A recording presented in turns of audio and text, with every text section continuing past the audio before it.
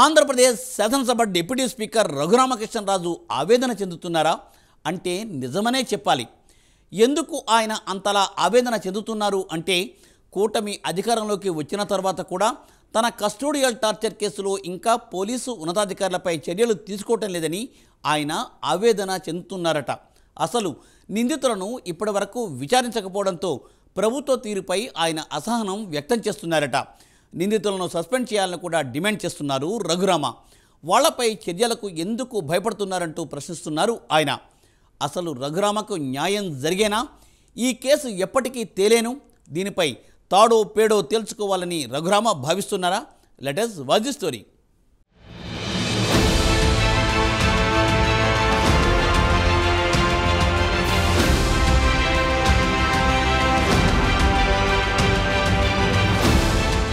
AP శాసనసభ speaker Raghurama Krishnam Raju custodial torture case నత్తనడక నడుస్తోందని ఆయన ఆవేదన చెందుతున్నారు.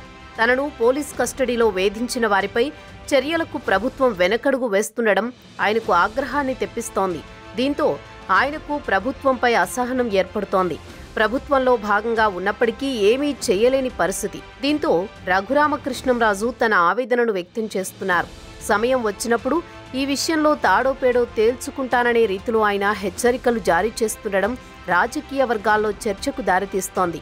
మరోవైపు సామాన్య జనాల్లో కూడా ఆసక్తి రేపుతోంది. నా కస్టోడియల్ టార్చర్ కేసులో నిందితులైన సీనియర్ ఐపీఎస్ అధికారులు పిఎస్ఆర్ ఆంజనేయులు, సునీల్ కుమార్లను ఇంతవరకు ఎందుకు విచారణకు పిలవడం లేదు? ఎఫ్ఐఆర్లో నిందితులుగా చేర్చినప్పుడు వారిని విధుల నుంచి సస్పెండ్ చేయాలి కదా, ఆ పని ఎందుకు చేయడం లేదు? వారి విషయంలో భయపడుతున్నారా అంటూ ప్రభుత్వాన్ని నిలదీస్తున్నారు.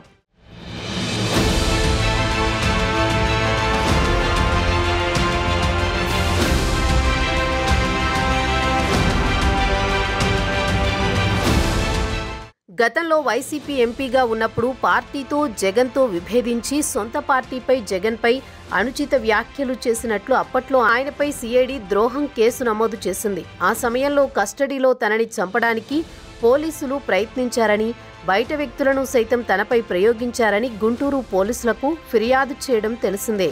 ఈ కేసులో తన అరెస్టుకు ముందే అప్పటి గుంటూరు కలెక్టర్ వీఐపీ వస్తున్నారు, అప్రమత్తంగా ఉండండి అంటూ జీజీహెచ్ సూపరింటెండెంట్కు లేఖ రాసినట్టు రఘురామ ఆరోపిస్తున్నారు. తనపై కేసు నమోదుకు కుట్ర జరిగిందనడానికి బలమైన ఆధారంగా ఆ లేఖను పేర్కొంటున్నారు. ఈ లేఖే ఇప్పుడు కీలకమని చెబుతున్నారు. ఈ విషయంలో ప్రశ్నించదలుచుకున్న వారిని తప్పనిసరిగా ప్రశ్నిస్తా అంటూ తేల్చి చెప్పారు రఘురామకృష్ణంరాజు. దీంతో కస్టోడియల్ టార్చర్ కేసులో ప్రభుత్వ తీరుపై ఆయనలో అసహనం పెరిగిపోతున్నట్టు ప్రచారం జరుగుతోంది.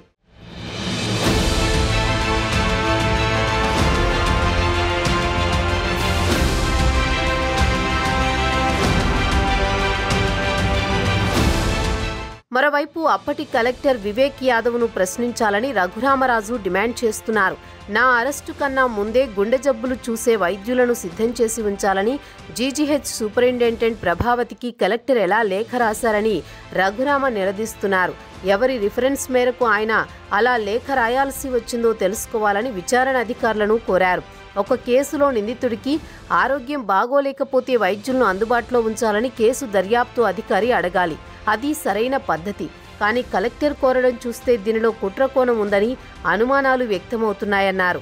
తనను విజయవాడ పరిసరాల్లో ఏదో చేసి కొన ఊపిరితో ఆసుపత్రికి తీసుకువెళ్లాలని ప్లాన్ చేసినట్లుగా రఘురామ ఆరోపిస్తున్నారు. ఇక ఈ కేసులో రఘురామ గుండెలపై కూర్చుని దాడి చేసిన నిందితుల గుర్తింపు ప్రక్రియ ఇటీవల గుంటూరు జిల్లా జైలులో చేపట్టారు. తనపై దాడి చేసిన నిందితుడిని తాను గుర్తించానని, ఆ సమయంలో నిందితుడు తులసిబాబు ముఖానికి కట్టుకున్న కర్చీఫ్ జారిపోవడంతో తాను సులువుగా గుర్తించగలిగానని రఘురామ చెబుతున్నారు. మరోవైపు కేసులో ప్రధాన నిందితులైన ఐపీఎస్ అధికారులు సునీల్ కుమార్, పిఎస్ఆర్ ఆంజనేయులపై విచారణ చేపట్టాలని విచారణ కమిటీ అధికారులను రఘురామ కోరుతున్నారు.